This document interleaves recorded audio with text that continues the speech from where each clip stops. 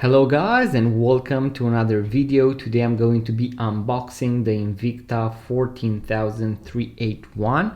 This is going to be the Invicta Speedway Chronograph with the 39mm case and also the 200 meters of water resistance.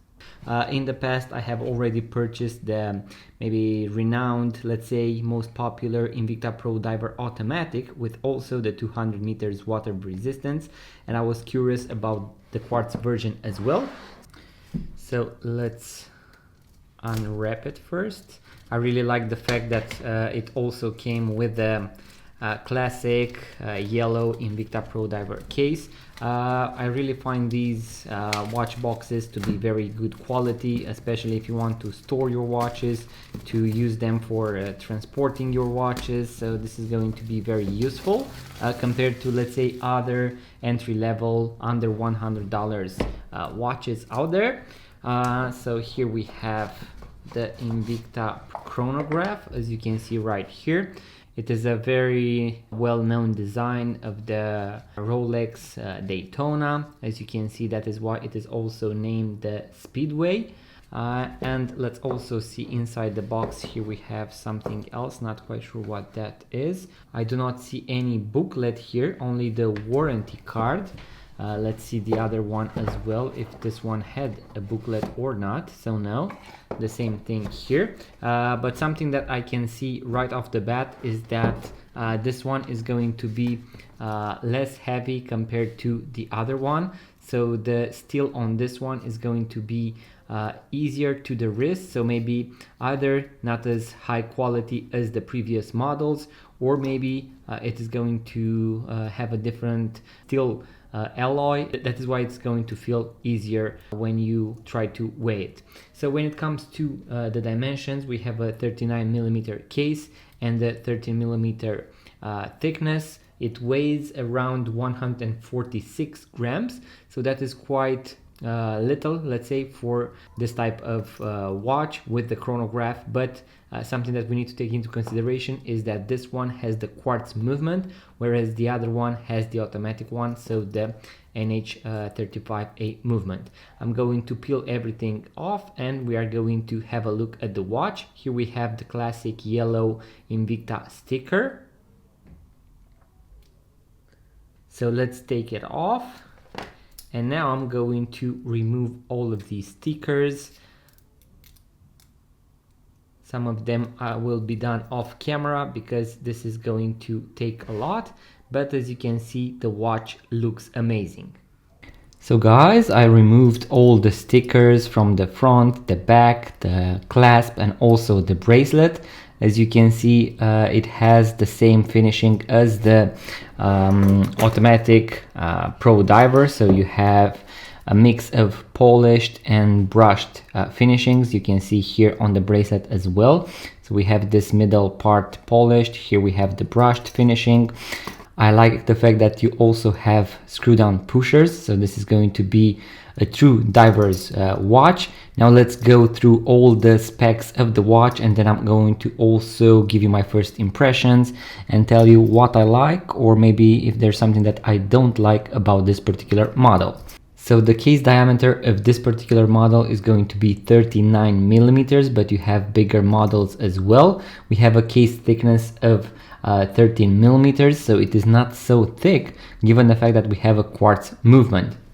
The quartz movement is a VD 53B14 caliber, and it is made in Japan.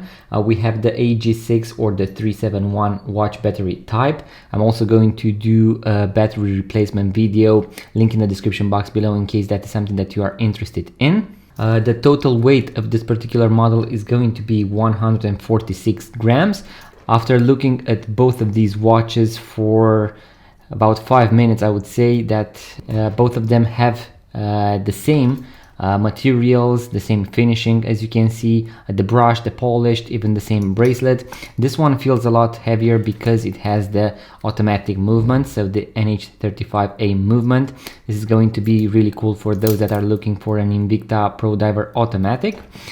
We have a stainless steel band that can accommodate up to 205 millimeters, so I would say quite big wrists. As you can see, my medium-sized wrist of 165 millimeters or 6.5 inches is going to be, let's say, small compared to all the links that you have right here. As you can see on my automatic version, I removed a few links, and that is why it fits very nicely. So that is something really good to know, that you can have a bigger wrist or a smaller wrist. This particular model seems to wear a little bit smaller, and it seems that this maybe lug to lug distance, and also maybe the case thickness, since it is a little bit smaller, and the case size is going to wear a little bit smaller on the wrist. So that is something really cool. This is a great watch for smaller and medium wrists, in case you are looking at the 39 millimeters. In case you have a bigger wrist, you can opt for the bigger chronograph versions that the Invicta offers. We have a mineral glass, we have the screw down crown, the screw down pushers, and the screw down back. We have the classic folding clasp that you can see right here. I can say that the clasp is really good quality. It is the same as the automatic, and I have been wearing this a lot.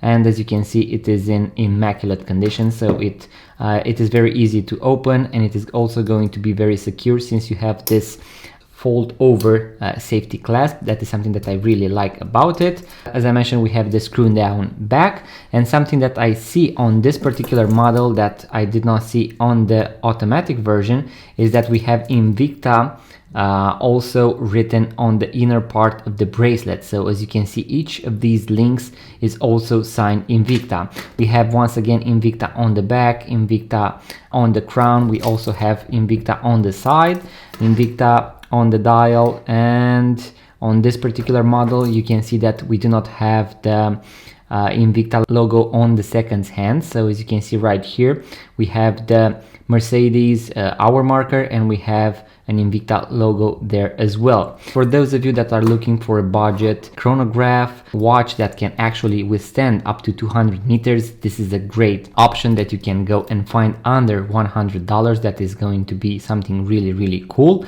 If I am not mistaken, you can actually also use the Rolex key in order to unscrew the back of the watch. I'm going to test that as well in the future. When we look at the dial, we have a date complication right here between 4 and 5 o'clock. We have the chronograph that is going to have the seconds hand right here, the minute hand right here, and here it seems that we have the 24-hour marker. I am unsure whether once you go past 1 hour, if this subdial is going to start recording the hours, so I'm not sure about that. But I'm going to unscrew the watch crown, and as you can see, we have the 0 position, the first position where I can actually change the date, and then the last position where we can actually set the time. And as you can see, this subdial moves as I move it, as I move the watch hands, so that signals the fact that we have the 24-hour subdial. I'm going to also unscrew the 2 pushers. That is something that I really like, the fact that they are functional and that you can also screw them back in once you get inside the water. So I'm going to start the chrono. As you can see, I'm going to pause it, and then I'm going to reset it. Something really cool that also this particular model has is the tachymeter function. As you can see, if I start the chrono and if I were to, let's say, let it go up to 30 seconds and then pause it, I can actually read the speed that I was going with in case I was doing 1 kilometer or 1 mile. Here it says units per hour. So for example, if I pause it right here, I will be able to read 25 seconds and a speed of approximately 130 kilometers per hour. And in case I let it go up to 30 seconds, this is where I can actually read the fact that I would have a speed of 120 kilometers in order to go 1 kilometer in 30 seconds. So that is something really cool. I'm going to reset it just like that. So guys, in my opinion, this is a great entry-level chronograph diver's watch. This is a chance for you to, let's say, experience whether you would like the Daytona, the Submariner look and feel on your wrist for a fraction of the price, and maybe, let's say, even dream of getting the actual one at some point. So guys, this was the quick unboxing video. I'm going to adjust the bracelet, I'm going to wear it for a period of time, and then I'm going to come with a full review, give you my thoughts about it. As a first impression, I would say that the quality is there for the budget. You have the chrono, you have the pushers, the screw down pushers, crown, back. You also have the mineral glass. I like the brushing and the polishing that they do. I'm going to leave a link in the description box below to this particular model, so in case you are interested, make sure to check it out. And also guys, if you are into vintage watches, watch tutorials, watch unboxing videos, make sure to be subscribed to this YouTube channel. It really helps the channel grow as well. Give it a thumbs up. Let me know in the comment section below if you own any Invicta watch, if you like them. If you don't, I would really like to hear your thoughts out. And also make sure to check out our website vintageradar.com, because we have thousands of vintage watches for sale. Link in the description box below. Thank you guys for watching. I will see you on the next one.